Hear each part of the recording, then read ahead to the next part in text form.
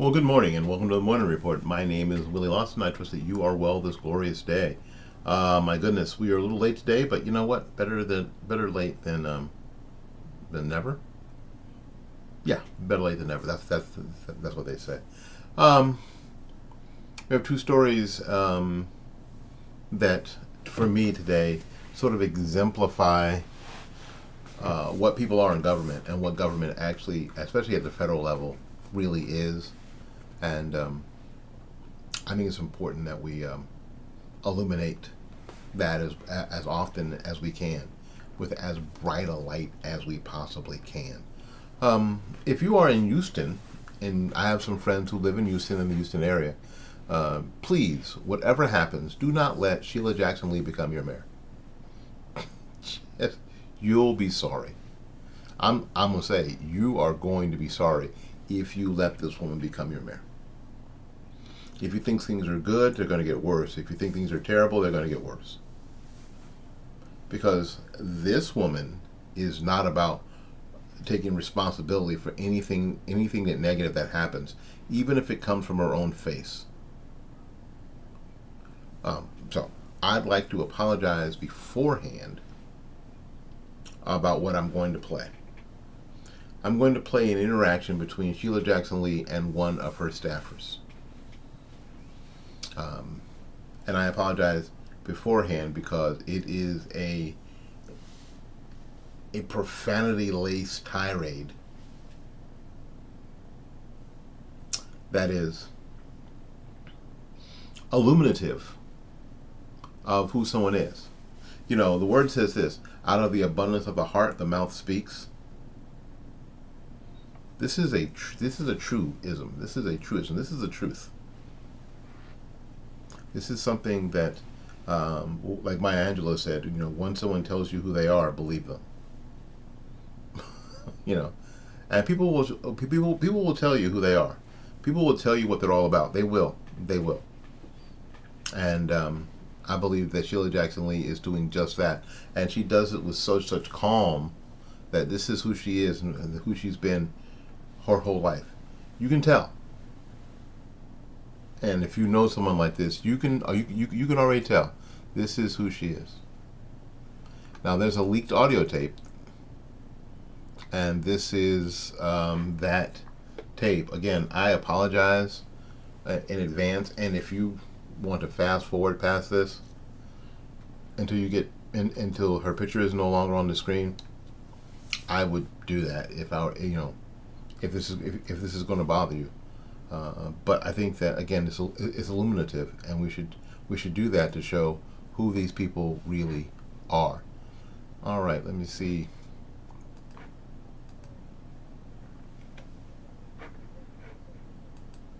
All from Jerome took it upstairs. I have to call him. He took it up when I switched out the pictures. I'll call him as soon as you get there. I don't want you to do a goddamn thing. I want you to have a fucking brain. I want you to have read it. I want you to say, Congresswoman, it was such and such date. That's what I want. That's the kind of staff that I want to have. So some stupid other motherfucker did it, and I don't have the information. Nobody sent me the information. I need to ensure my schedule. And, if boo-boo did it, shit-ass did it, fuckface did it, and nobody knows a goddamn thing in my office. Okay? Nothing. I gave it to you. Your job was to get it on the calendar, imprint it in your brain, or send me the information back saying, Congresswoman, I made sure that the Ovi Duncan Tell event that you gave me for so-and-so date at 7 is on the fucking calendar. Not to, Jerome has it. Okay? So when I called Jerome, he gonna be sitting up there like a fat-ass, stupid idiot talking about what the fuck he doesn't know. Okay? Both of y'all are a fucking F. It's the worst shit that I could have ever had put together. Two goddamn big-ass children. Fucking idiots. Serve no goddamn purpose. Ain't managing nobody. Nobody's respecting them. Nobody gives a shit about what you're doing. And you ain't doing shit. And this is an example of it. I gave it to Jerome. This is not child's work. Okay? Wow.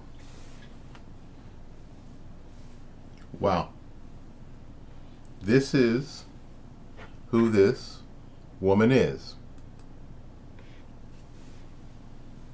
Now, if she'll talk to her staff like that, what do you think she thinks about you? Is this the woman that you want representing you in the mayor's office in Houston? Is it? Not me. And if somebody on your staff makes an error, they screw up. Yes, there should be. Because I can hear the haters now. Yes, there should be some repercussions, and you need to make sure that everybody knows this is the This is the standard, and this is the standard that must be met. But is this how you do it? By lowering, by eliminating a standard for yourself as a leader? To encourage other people to meet a standard that you have set for them, that you don't have any intentions by your actions of actually meeting for yourself. Is this how you do it? Now, here's where it gets worse. Remember how we used to say that it's a cover up that is usually worse than the thing. Watergate. It wasn't the thing that was so terrible, although it was terrible. It was a cover up that was worse. That's what caused the resignation of a president, right? That's the problem. Here's what she says in defense of her remarks. I want to convey to the people of Houston, I strongly believe that everyone deserves to be treated with dignity and respect. Really? Do you? But do you? This is where it starts to go off the rails. That includes my own staff. I know that I am not perfect. This sort of condescending, self-condescendence there. I recognize that in my zeal to do everything possible for my constituents, I have in the past fallen short of my own standards. And there is no excuse for that. Madam Congresswoman, you've been in Congress for 30 plus years. You would think by now you would have come up with a way to accomplish these goals without cussing everybody out. You think? I am passionate about serving my constituents. Your passion is not an excuse for your cruelty. I want the best for all of them. Apparently you do not. At heart, this is where she defends herself, I am someone who tells it straight. Okay, and you could do that. Now, I will tell you, I was not in that. I was not in the moment. But what I'll do, I'm going to read the rest. I'm going to read the rest of her comments in a minute. But because I think this is important. What I'll do is, I'll wait. I call it take a beat, take a breath, and then think about what I'm going to say. More than that, think about the tone I'm going to say it in. Because if I change my tone, the language will have to follow my tone. They won't be incongruous. They'll be the same. The tone will come, and the words that match that tone will come. Which is why you have to take a beat, take a breath, and then respond. Congressman Lee, this is maybe something that no one taught you, or no one reached out to you and said this is probably how you should do it going forward. Yes, that's what I do. So this saying that I'm passionate and I'm someone who tells it straight, and I know as much as that is a strength, it can sometimes be a challenge to balance. It's not a challenge. But when I fall short, I want people people I represent to know that's because I'm standing up for them, not me. So she's like, when I fall below my own standard, it's not me. Oh no, it's because I'm working for you. Really? It's not my fault. You can't put that on me, that you cussed out your staff in this tirade, this awfulness, and then say that you're doing that for me, because you're not doing that for me. Because me would have handled it differently. Me would have said something similar and said, listen, here's the deal. Here's how this is going to work, my friend. You are, listen, I handed it to you. I expected you to do it. I didn't expect Jerome to do it, okay? And I need you to pick up the gauntlet. Okay, I need you to take on the responsibility. I need you to take ownership of the things that I share with you and not delegate them. I'm the delegator. You, my friend, are the delegated. Because whenever this happens, there's always something that gets lost in the translation, and then we're behind the 8 ball, trying to catch up, trying to figure out what's going on, and there's chaos. And that's not how we win. Do you understand? So this can't happen anymore. This can't happen again.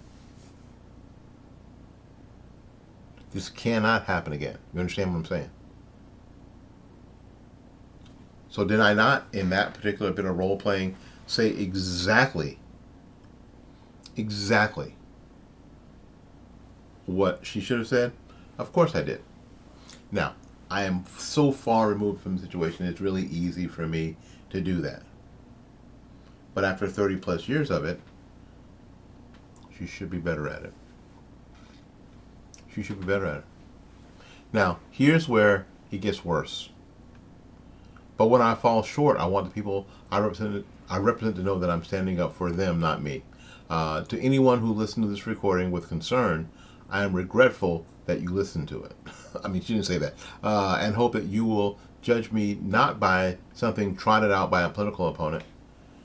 So she's like, don't judge me because you found out about it. And that tried to exploit this. No, tried to illuminate who you are as a person. Because you've been hiding who you are as a person. And backed by extreme Republican supporters. Extreme? It seems like Congresswoman Lee that you're the extreme one here in this particular bit. In this particular point in time, it seems like you're more extreme than, oh, by the way, here's what she said to this dude. What do you think? And then she goes on to say that she's had a lot of people work in her office that have gone on to bigger and better things, and some people have actually wanted to come back and work with her again and all that stuff. But she doesn't take any responsibility. I hope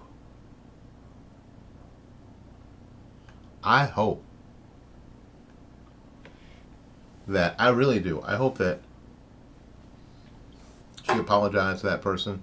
I hope that she apologized to her staff, serving pizza, because that's what, political staffs get. Now, if Jerome is a big fat ass, it's because they have way too much pizza. Being a fat ass myself and having history with pizza, I know. In 2014, the Washingtonian named her the meanest Democrat in the House. She rolled off that profanity like she was, I don't know, brushing her teeth. That makes me seem like it's just her. Jackson Lee isn't sorry that she treated her staffers the way she did. She is sorry that she got caught. That somebody found out.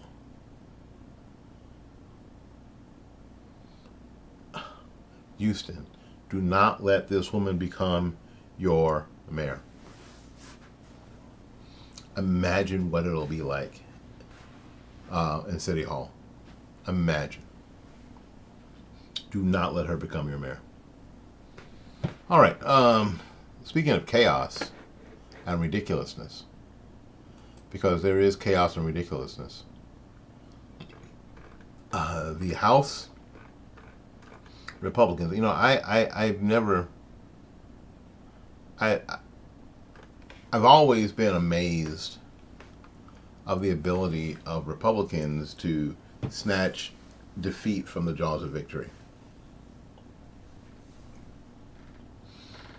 When this is when it seems like this is going to be easy, an easy win.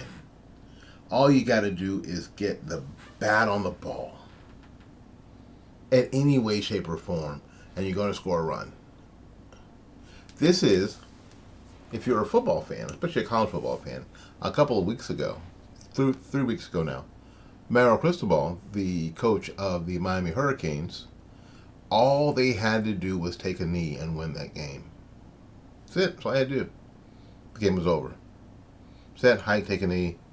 Clock runs out. You run off the field. Yeah, we win. You stay undefeated. But you run a play, and then you fumble. You lose that fumble. The other team comes back and scores a touchdown, and I'm sure they were every bit as surprised as everybody else was. Like, what are they doing? Oh, crap, here's the ball. We win. And Miami loses that game. And in the beginning stages of that, Mario Cristobal says, well, I should have stepped in. I should have done something. Which means he was throwing his staff under the bus. It wasn't me, it was them. They chose to do that. I should have done something else, yes, but they did it.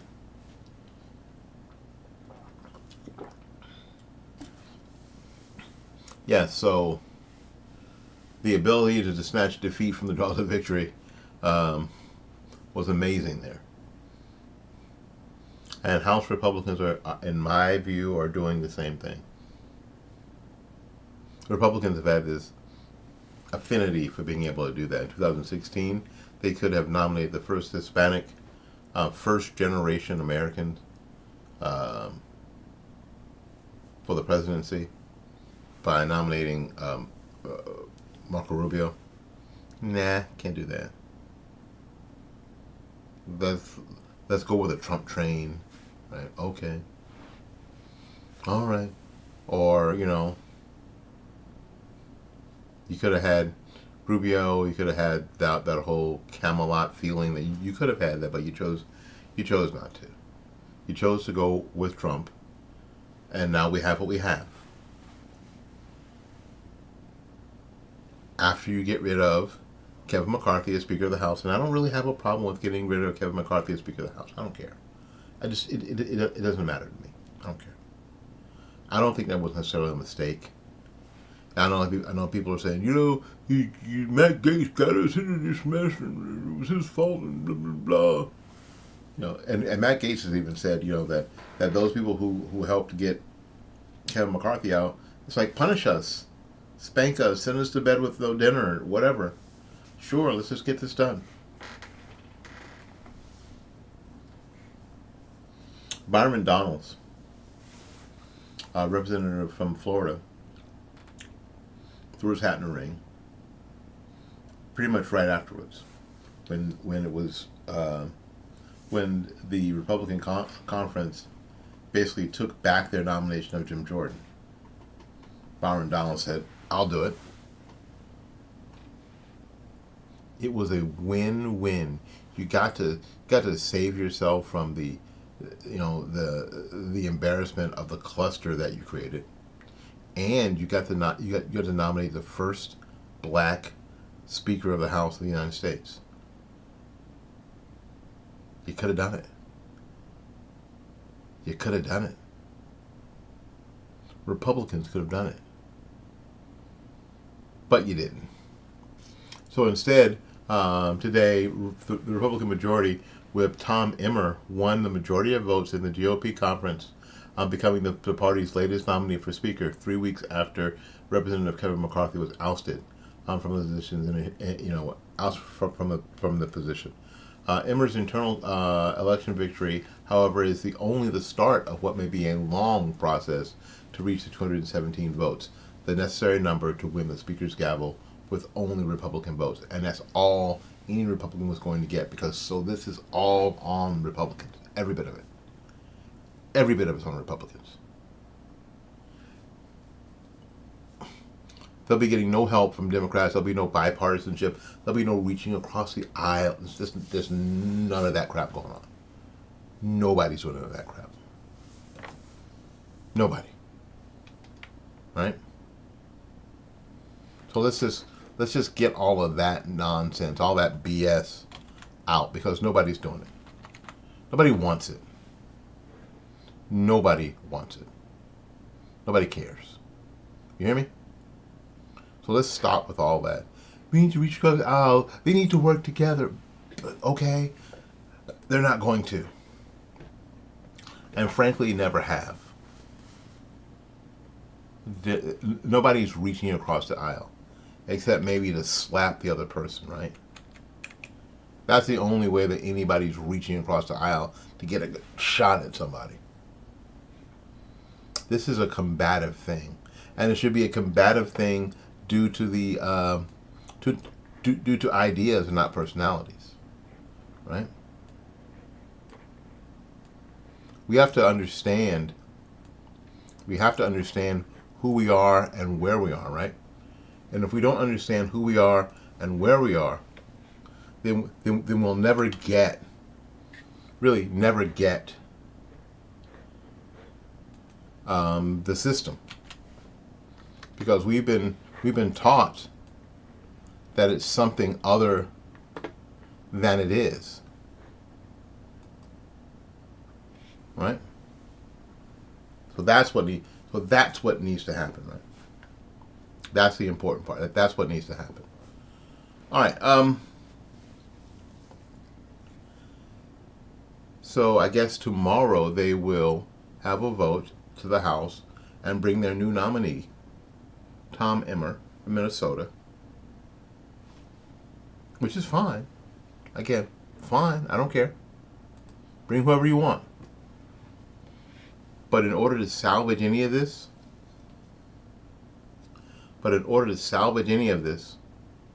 what they're going to have to do is, on the very first vote, vote Tom Emmer to be Speaker of the House. No drama. No drama. None. Zero. No drama, no intrigue, nothing. He needs to be nominated, probably in a nice short speech. Let the Democrats rail on for 20 minutes or whatever their time limit is. A nice short speech.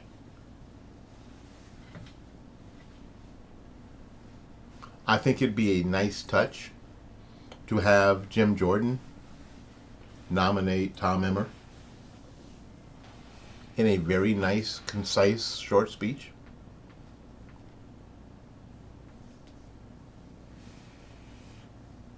And then go roll call all the way to 217. All the way to 217. And get it done. That's how you salvage the mess. And frankly, it's the only way that you can salvage the mess. There isn't any other way to salvage the mess other than Tom Emmer first ballot all the way to 217. No, Steve Scalise, Kevin McCarthy, Donald Trump. No. All of the candidates that were running for House this time in the Republican conference signed a pledge, except for Bacon, I think, to vote for the nominee. That makes it a little easier. Now, and if you support one of if you support one of these people, you should follow suit with them, don't you think? You were going to vote them to be Speaker of the House of the United States of America. So, if you were going to support them on that, shouldn't you support them on this choice? That makes sense, right? But will that be the thing that gets done? Probably not. Because they love snatching defeat from the jaws of victory. In any case, we got to get out of here and make room for somebody else. So until we see you again, go out there and learn something, love somebody, and for goodness sakes, y'all take care of yourself. We will see you when we see you. Bye-bye now.